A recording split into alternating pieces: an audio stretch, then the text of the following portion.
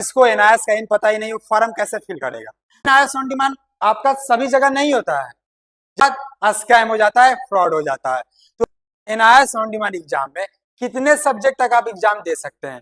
एक single subject biology का paper दे सकते हैं और अपना जो कैरियर है मेडिकल फील्ड में बना सकते हैं। ऑन डिमांड एग्जाम दे सकता है कौन, आपके कौन कौन मंथ्स में होते हैं, इसके बारे में बात करते हैं। ऑन डिमांड का एग्जाम मतलब नहीं दे सकते, क्यों? एनआईएस एग्जाम होता क्या है, एनआईएस ऑन डिमांड एग्जाम है क्या? हेलो, मैं विवेक सिंह स्वागत करता हूं आज की इस सेशन में। आज हम बात करने वाले एनआईएस ऑन डिमांड एग्जाम के बारे में।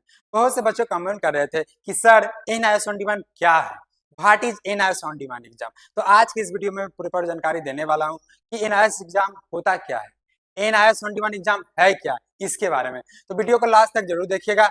आइए वीडियो को शुरू करते हैं। आज की इस वीडियो में हम बात करने वाले हैं what is NIS on demand exam, NIS board में ऑन डिमांड एग्जाम होता क्या है, इसके बारे में। तो आइए हम लोग बारी बारी से देखते हैं। तो जो आपका एनआईएस ऑन डिमांड एग्जाम है, ये आपका अवेलेबल जो यानी जो मंथ है आपके कौन कौन मंथ्स में होते हैं, इसके बारे में बात करते हैं। पहला जनवरी से मार्च तक चला, ये हो गया आपका। इसके बाद आपका जून से आपका सितंबर तक ये हो गया।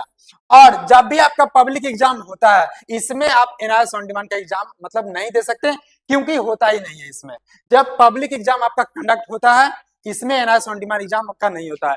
यानी कहने का यह मतलब जब जब आपका पब्लिक एग्जाम होता है अप्रैल मई और अक्टूबर नवंबर, आपका अप्रैल मई और अक्टूबर नवंबर में आपका एनआईएस ऑन डिमांड एग्जाम नहीं होता है, यानी आप नहीं दे सकते। इसके अलावा आप जब भी चाहे कभी भी एनआईएस ऑन डिमांड एग्जाम दे सकते हैं। ऑन डिमांड का मतलब ही होता है आपके डिमांड पर, यानी आपके डिमांड पर एग्जाम होता है, जब चाहे आप दे सकते हैं।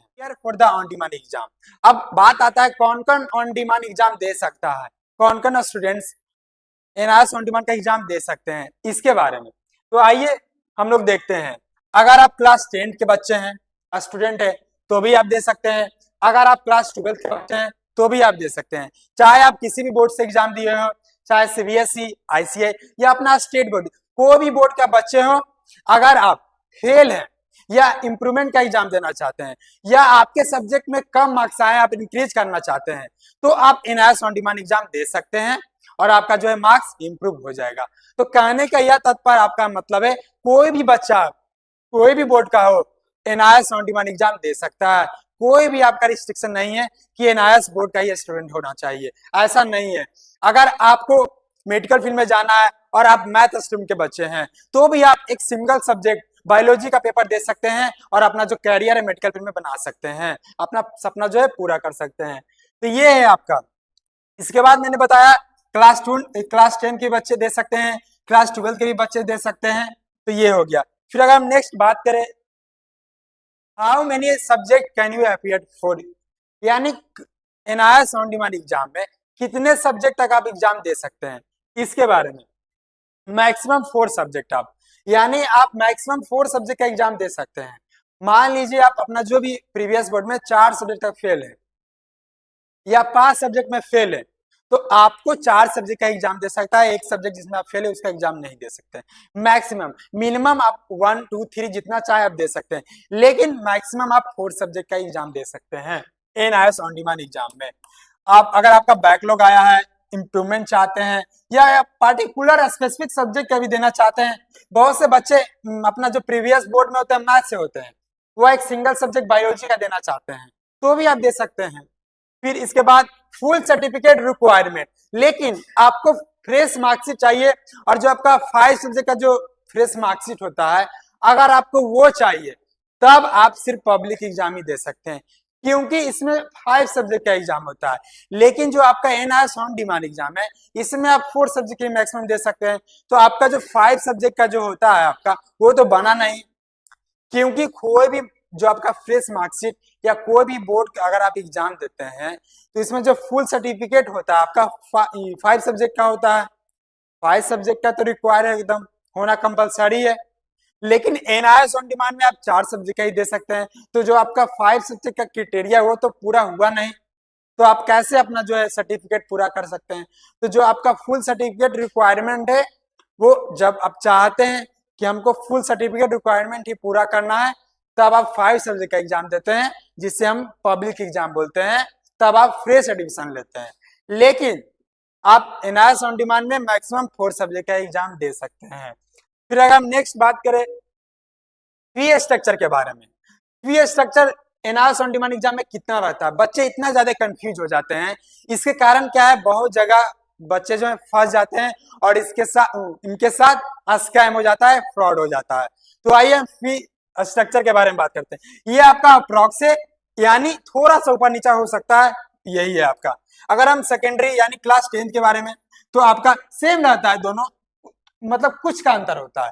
तो क्लास 10th और 12th के बारे में, अगर आप सिंगल सब्जेक्ट 1 सब्जेक्ट का पेपर देना चाहते हैं तो 15 से 2000, अगर आप 2 सब्जेक्ट को देना चाहते हैं तो 25 से 3000, अगर आप 3 सब्जेक्ट को तो 3500 से 4000, और अगर आप 4 सब्जेक्ट का देना चाहते हैं तो 4500 से 5000।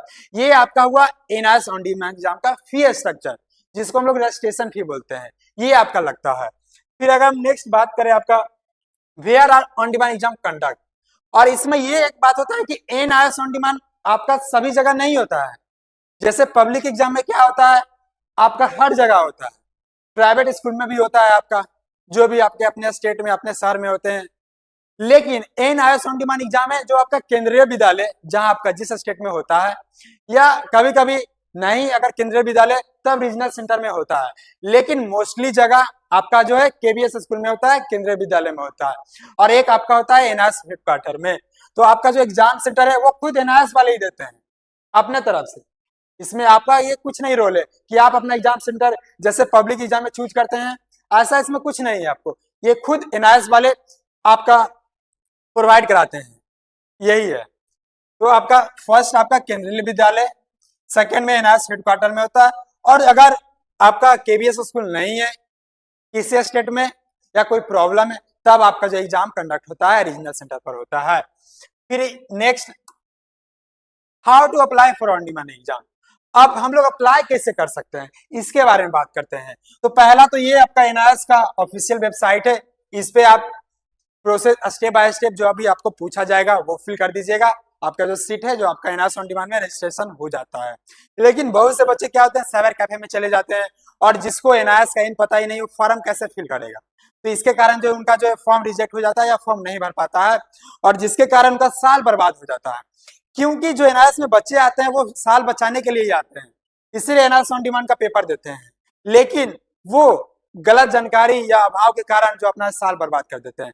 तो अगर आप खुद से बढ़ते हैं तो ठीक है, अगर आप हमारे यहाँ से बढ़ाना चाहते हैं तो हमारे टीम का कॉन्टेक्ट नंबर है, इस पे आप व्हाट्सएप कर सकते हैं, कॉल कर सकते हैं, हमारी टीम आपको पूरी सहायता करेगी आपके फॉर्म फिल करने में। फिर अगर आपको स्टडी मटेरियल चाहिए, बहुत से बच्चे होते हैं कि हमें सर मटेरियल चाहिए, नोट्स चाहिए पढ़ने के लिए, तो भी आप हमारी टीम से कांटेक्ट कर सकते हैं, हमारी टीम आपको पूरा सहायता करेगी।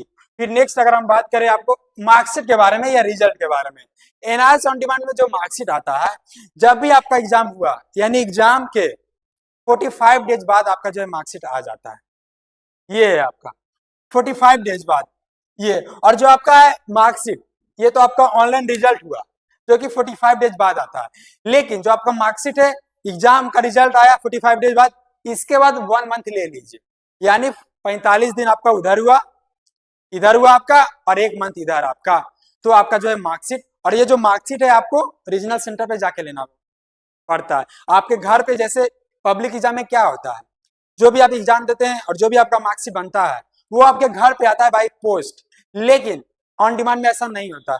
आपको जिस अपने अपने स्टेट का रीजनल सेंटर होता है, तो आपको रीजनल सेंटर पे ही जाके आपको लेना है, ये है आपका।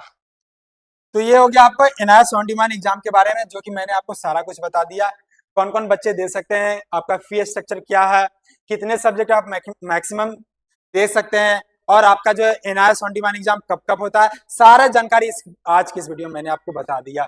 अगर और कुछ भी आपको डाउट है, क्वेश्चन है, तो आप कमेंट कर सकते हैं। तो ये आपका एनआईएस ऑन डिमांड एग्जाम के बारे में। एनआईएस ऑन डिमांड एग्जाम मतलब जो भी बच्चा किसी भी बोर्ड में फेल हो गया है या कम मार्क्स आए हैं, वो इंक्रीज करना चाहता है, अपना जो मार्क्स बढ़ाना चाहता है, उनके लिए एकदम बेस्ट ऑप्शन है। आप चाहे किसी भी बोर्ड के स्टूडेंट हो, बेस्ट ऑप्शन है, क्योंकि इसमें आप जब चाहे कभी भी अब मान लीजिए आप जो जनवरी में एग्जाम होगा इसमें आपने एग्जाम दिया और उस एग्जाम में आपका जो है खराब गया एग्जाम, तो आप जस्ट जैसे एग्जाम खराब आ गया उसी दिन आप सीट रुबिक कीजिए और अगले डेट में एग्जाम दे सकते हैं। ये आपका फीचर्स है NIOS ऑन डिमांड एग्जाम का। तो यही जानकारी आज की इस वीडियो में मैंने आपको सारा बताया। नेक्स्ट वीडियो में जय हिंद जय भारत।